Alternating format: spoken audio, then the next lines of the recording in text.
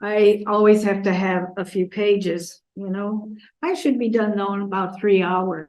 So I hope you brought something to drink along so you can have something to drink.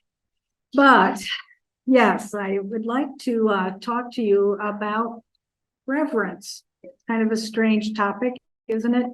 Probably never would have thought of that, but I wanted to keep it simple, keep it authentic, but I also wanted to keep our vision as, Benedictines, as Oblate Benedictines, as our own community Benedictines, because I really believe that we Benedictines will be, and really are, I think, a reservoir of hope, and really an avenue of harmony, for our very weary and wounded world right now. I think that we have so much to offer our world today, so much to offer. So I hope in this conference, this very simple conference, to keep the vision focused a little bit, sharing a few simple reflections on some very familiar aspects of our Benedictine spirituality.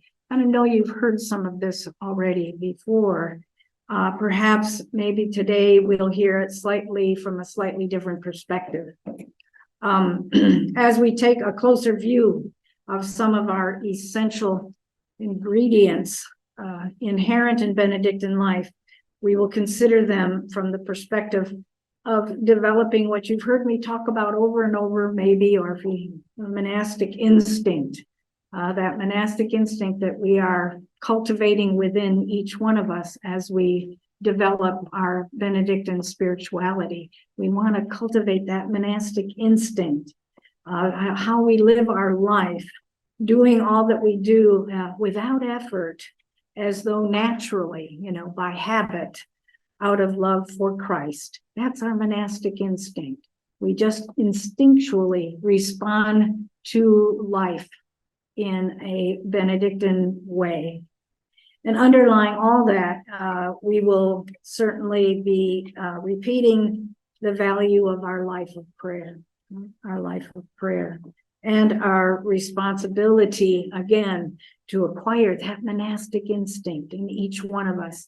It hit me the other morning. I was going to sleep in the other morning. I was so tired and my alarm went off and I thought, I'm just going to sleep in this morning. What the heck? And then my monastic instincts kicked in and said, get out of bed, Karen. You're just being a baby. So I did. I got up and I went to prayer. I just want you to know that I did. I did. I went to prayer, but I didn't sleep in. So, and I was trying to think about what I wanted to talk to you about. And then we were praying morning prayer one morning, just as I was anticipating this. And Psalm 86, we prayed Psalm 86, and it said, give me an undivided heart that I may reverence your name. And it's funny because the word reverence had been coming to me for some reason. And when I prayed that psalm, I thought, I think that's going to be my topic, reverence. And I'll tell you what I believe would happen if we kept the reverence of God before our eyes, that reverence of God. Reverence would become, I think, then the way we see the world, the way we view and judge the circumstances of our lives, the way we regard and respond to people, the way we use things and we create schedules in our lives and value time and prioritize our lives. Reverence has a lot to do with that. Reverence would become, I think, an essential attitude for those of us, who are seeking God, because it would dawn on us very soon that reverence is as close as humanly possible to seeing the world as God sees the world. God sees the world through a very reverent lens. very reverent lens. Perhaps you have been fortunate enough, and I hope you've been fortunate enough to understand that reverence really, it can be a feeling. We understand reverence as a feeling. It's a feeling, not necessarily a thought, but it's a feeling. And it provides some clues, I think, to adopting reverence as an attitude of life, as a Benedictine value. As a Benedictine value to which we turn over our hearts. I would invite you to just take a few moments now to recall a time in your own life when reverence kind of welled up in your heart. It welled up in your heart and overtook your spirit without choice or without effort on your part. It just can just kind of bubble up, that feeling of reverence. Perhaps at the death of one of your family members. I think I can think of times when that happened, at certain sisters passed away here at the monastery, and in the midst of a funeral, so many people that came or something, there was just a reverence that came in. Probably one of my most outstanding moments of reverence, and thinking of reverence as a feeling. We were attending in Rome, the first time ever. It was a meeting of called a women's symposium, and it was the abbesses and prioresses representing different areas of the world, really. And we had gotten together for the first time in history. And we were in, I believe it was Subiaco, or maybe Monte Cassino, because we were down with, I know it's Monte Cassino, down at maybe Kathy remembers, I don't know if you were there or not for that first symposium. And we were down there where Benedict and Scholastica's remains supposedly are. And we were all, we had just barely met each other. And we were all standing down there. And then all of a sudden, out of the quiet, we were standing there looking at this Benedict and Scholastica, and here we are in Monte Cassino, where Benedict started that monastery. Someone began to sing the Suscipe.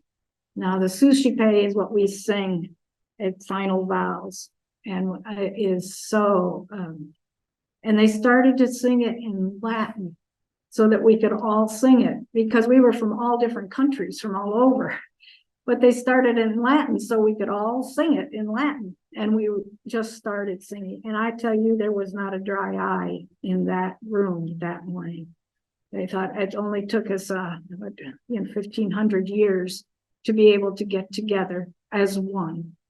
And the touching, it was a reverent moment. It was a powerfully reverent moment. I will just never forget that. But think about, just get quiet just for a minute to think of a time when it may have happened in your life too. That moment of awe, that moment of reverence, when your heart literally kind of moved inside you and ached for the wonder of what or who you beheld at that very moment.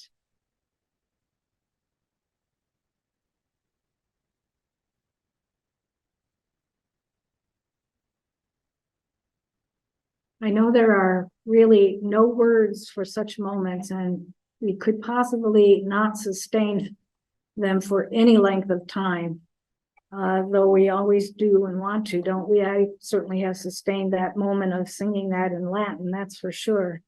And they introduce us, I think, on the rawest level to that vital monastic value of reverence that lets us know the importance of that.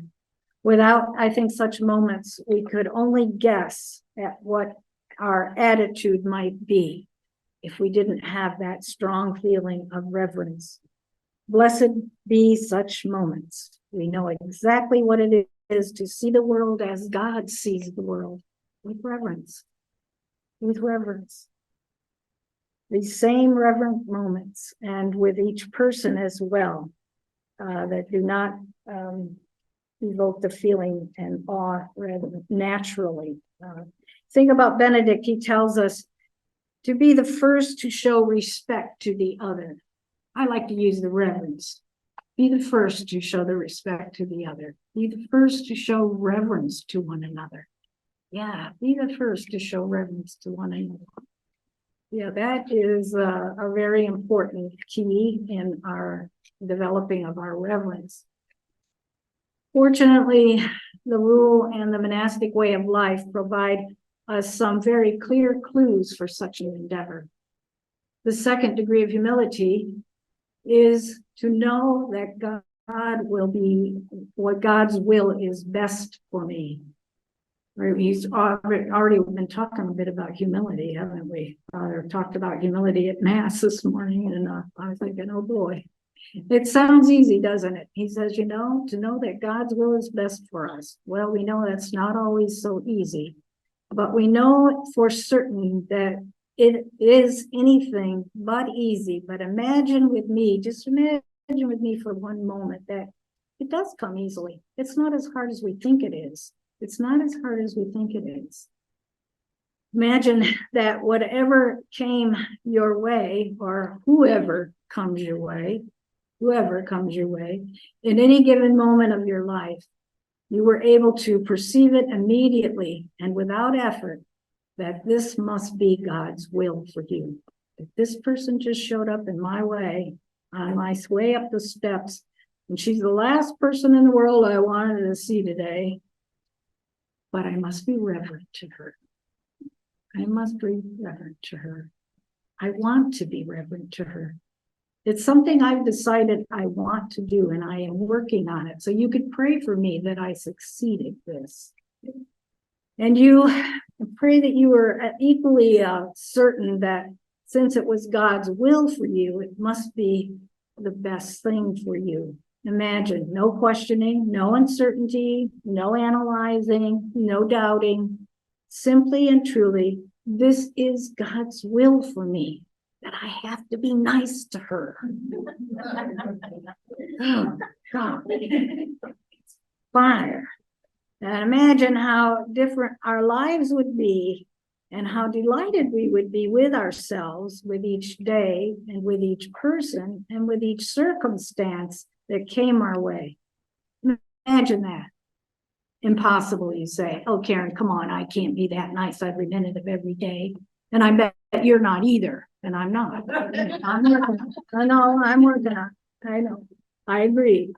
But then I have to attain that humility to believe that God's will is always the best for me. I have to believe that. I have to believe that. Perhaps if I could just trust that this is God's will for me. I remember when I was elected Prioress General and I was 37 years old. I didn't know my head from a hole in the ground, and I thought, how am I ever going to do this? You probably saw in the thing about I was in another contemplative community before I came here and became active, but I was terrified at 37 years old. There was 240 sisters, and 37. Boy, it took trust. I'll tell you, trust. So what if we place our hope and our trust in God alone? Those of us who say we are seekers of God, that's who we say we are, isn't it? We're Benedictines, we're seekers of God. We're seekers of God. So we are people who trust God and have faith in God. And even the difficult circumstances of life, even the irritating people in our lives, even, you probably don't have any of those, though. Even the trying sins in our own souls, that's really what drives me crazy, is those sins in my own soul. Maybe that would soften and reshape around this trust in God alone. If we could just trust in God, then we could even reverence ourselves a little more. What I learned from the lilies and the grow in the field is a very gentle and simple spirit, a natural beauty, and how to rest confidently in God's arms. So just think about that, just to rest confidently in God's arms. Oh, that is just a wonderful feeling, isn't it? To rest comfortably in God's arms. And resting confidently in God's arms I would regard all of life with reverence and awe. If I could do that, just relax in God's arms, then I really could regard all of life with reverence and awe. In chapter 47 of the Rule of Benedict, Benedict reminds the prioress that the responsibility for leading the Psalms for prayer must be given, he has it only, must be given only to those who are able to benefit the hearers. Only those who are able to benefit the hearers. And let this be done, he says, with humility. There's that humility again. Humility, seriousness, and reverence. There he is using our reverence. Humility, seriousness, and reverence. That's how we should lead prayer. The underlying message is clear, that nothing is vital as prayer should be attempted without great care and reverence. And reverence. Yes. In chapter 49 of the rules, specifically addressed to the observance of Lent, Benedict gives us a picture of the steadfast devotion required of our monastic life in Lent. In chapter 52, Benedict describes the sacred place afforded the oratory in a monastery.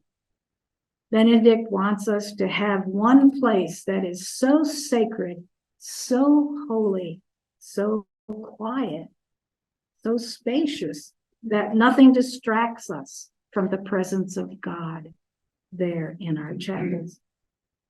There in our chapel. That's why I like to pay a close attention to the way we even come in. I was told not to go away from the microphone. Anyway, the whole point is that even when we come into church, the way we genuflect or the way we bow at the presence of the Blessed Sacrament. You know, I've seen some people, come into church and they, oh, what was that? Did she have an itch in her head or, this, that, and go into church, get into her pew or, to do it slowly, reverently, to do it reverently. I just think that is just important. Reverence, I think, is keeping the reverence of God, before our eyes, keeping that in our heart as a feeling that when I come into church, I can give that 2 seconds of reverence to the Blessed Sacrament in church. What if we kept that reverence of God before our eyes all day long? All day long. May I suggest some possible ways to make this a bit more real and even possible in the dailiness of our life? This was something I read recently, and I thought it's got to be I'm supposed to share this with you. Henry Nouwen tells a story of a visit from a close friend that he had not seen in quite some time. And I'm sure we all have some, we haven't had some time.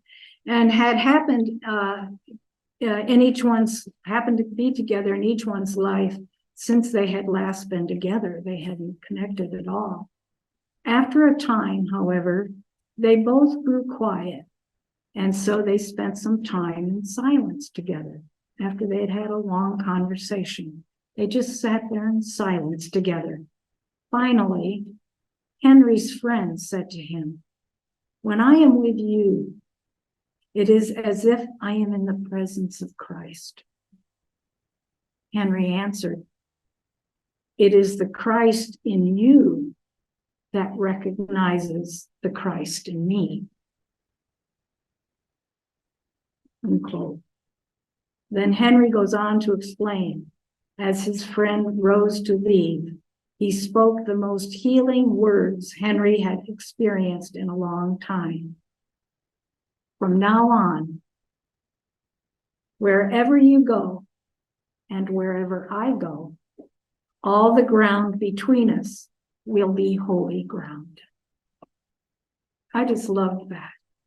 Think of how many times that we've been with friends, we haven't been with them in a long time, with them now. Wow. And sometimes it's people that we're just very close to, period. And we just have that holy ground between us. I share this story because I think it gives us a clue to the reverence between persons, the reverence between persons that could happen if we lived with that reverence that Henry Nouwen experienced with his own friend.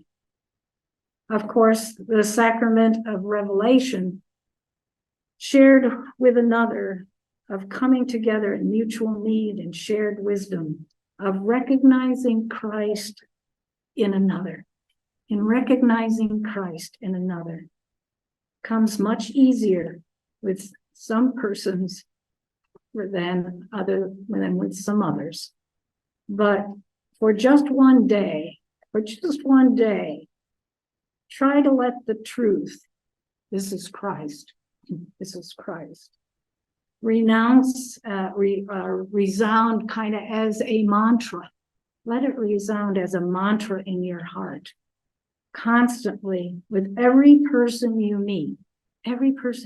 Yes, sister, I mean every person you meet, even Sister Zelda, who never hangs up the car keys and always has to be the first one to be first in the food line, no matter who she tackles on her way in.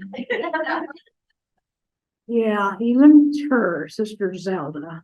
We really don't have a Zelda in the community.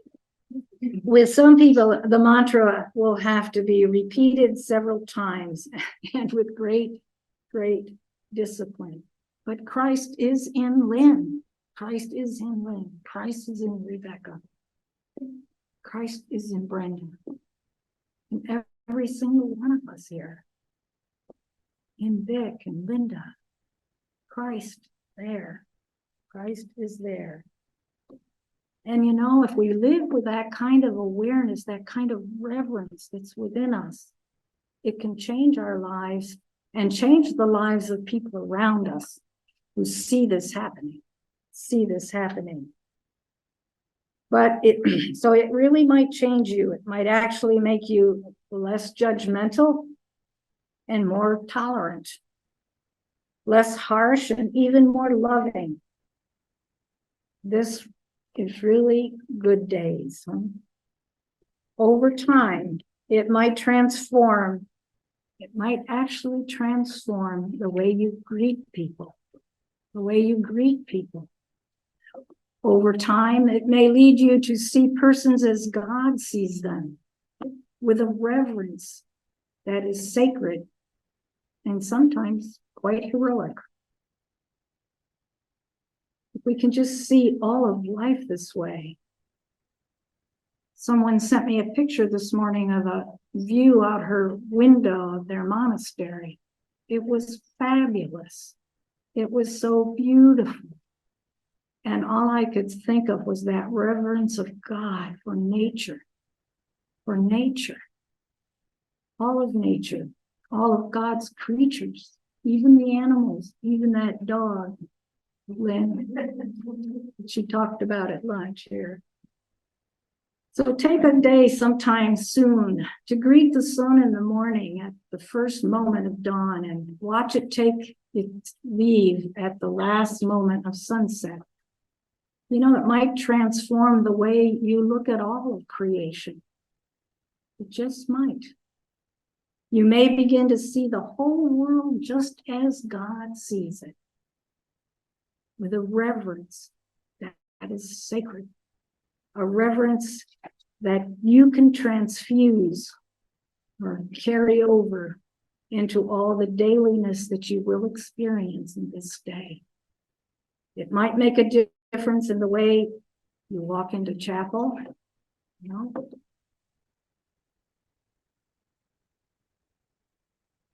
The way you genuflect before the Blessed Sacrament.